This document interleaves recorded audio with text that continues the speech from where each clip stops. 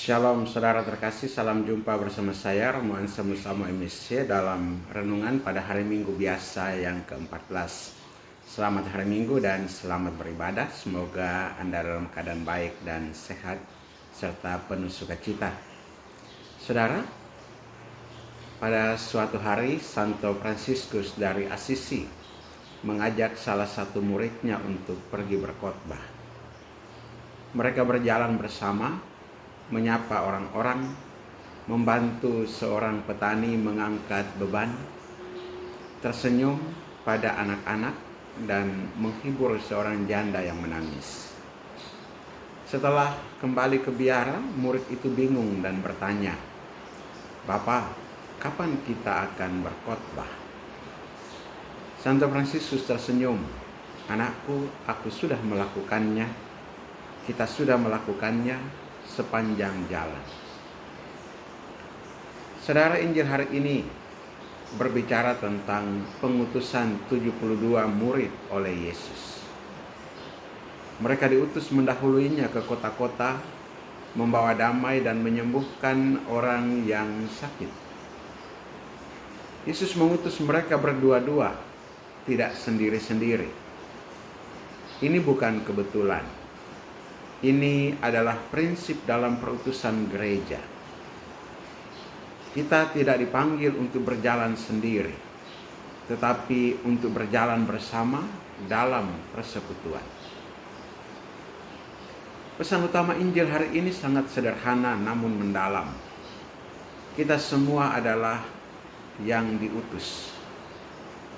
Kata diutus ini sangat dalam bahasa Yunani adalah apostelo, dari mana kita dapat kata rasul. Artinya setiap murid Kristus adalah seorang rasul kecil, seorang pembawa damai, pembawa kabar baik.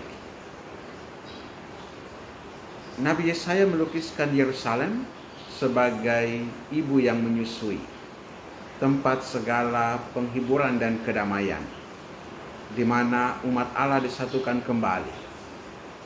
Ini adalah gambaran gereja bunda kita yang menjadi sumber penghiburan dan damai bagi umat.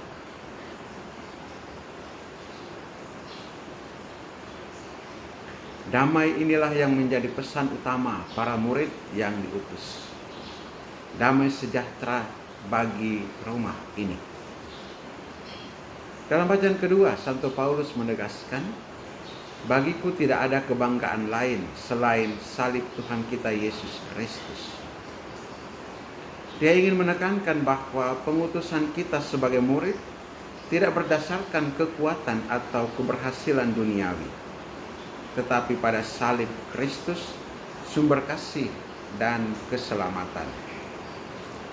Saudara-saudari terkasih, pesan Yesus hari ini juga ditujukan kepada kita semua, umat biasa, para biarawan, biarawati, imam, orang tua, kaum muda, dan anak-anak, sebagai orang-orang yang diutus ke kota-kota zaman ini,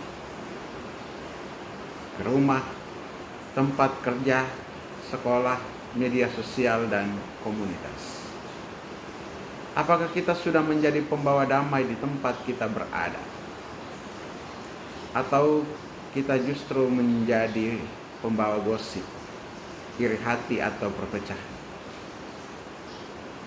Paus Fransiskus dalam Evangelii Gaudium menegaskan bahwa setiap orang Kristen dipanggil untuk menjadi misionaris Injil, bukan karena mereka ahli, tetapi karena mereka telah mengalami kasih Kristus. Maka misi bukan milik semata-mata para imam dan suster, biarawan, biarawati. Seorang ibu rumah tangga yang merawat anaknya dengan penuh cinta adalah pewarta. Seorang petani yang bekerja jujur adalah pewarta. Seorang pemuda yang menolak narkoba dan memilih hidup murni adalah pewarta. Terkadang kita merasa tidak mampu, takut ditolak, atau merasa tidak layak. Tetapi Yesus sendiri berkata, "Aku mengutus kamu seperti anak domba ke tengah-tengah serigala." Artinya, dia tahu tantangan yang akan kita hadapi. Tetapi dia juga memperlengkapi kita, bukan dengan kekuasaan duniawi, tetapi dengan kekuatan Roh Kudus dan pesan damai.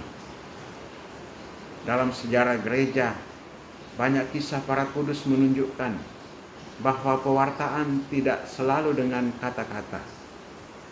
Santa Teresa dari Lisieux pernah berkata, cinta adalah segalanya. Cinta membuat kita melakukan hal-hal besar tanpa harus keluar rumah. Dalam keterbatasannya, ia tetap menjadi misionaris melalui doa dan korban. Saudara-saudari terkasih, Yesus berkata kepada para murid yang kembali dengan sukacita karena keberhasilan, janganlah bersukacita karena roh-roh itu takluk kepadamu, tetapi bersukacitalah karena namamu ada terdaftar di surga. Hari ini kita diingatkan bahwa keberhasilan dalam pewartaan bukan soal popularitas atau pengaruh, tetapi soal kesetiaan. Maka marilah kita melangkah sebagai para murid yang diutus, membawa damai, harapan dan sukacita Injil kemanapun kita pergi. Jadilah Injil yang hidup dengan senyum, kebaikan hati, kehadiran yang meneduhkan, dan pelayanan yang tulus. Seperti 72 murid yang kembali dengan sukacita, semoga kita pun boleh kembali ke hadapan Tuhan dengan hati penuh syukur. Tuhan, utuslah aku menjadi pembawa damai-Mu. Di tengah dunia yang gaduh dan terpecah, jadikan aku alat sukacita-Mu. Amin.